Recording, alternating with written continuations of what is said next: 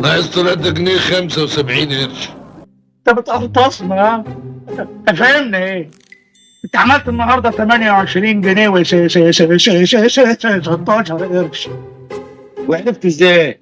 اطلع بالباقي. ايه؟ اطلع بالباقي. ده انتوا ولاد جنيه. احنا اللي ولاد جنيه.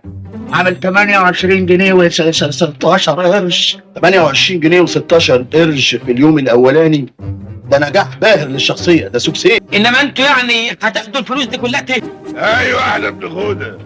انت انا عبيط ولا بتستعبط؟ واني انت هنا مجرد موظف، تاكل وتشرب وتتكسي وتاخد بوكت ماني، ممكن فاني ايه دي؟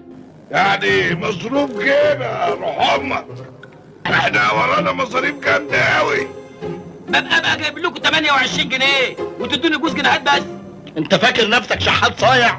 انت مركز، انت بتتكلف، مصاريفك كتير قوي. ايوه، عندك مصاريف الدكتور اللي بيعمل الشحاتين، عندك مصاريف مدير اداره الشحاتين، عندك الفتوات اللي بيحموا وقفتك، عندك مصاريف شخصيه وخلافه. نهايه الهول، انت هنا عبد المأمور، تلعب كده ولا كده؟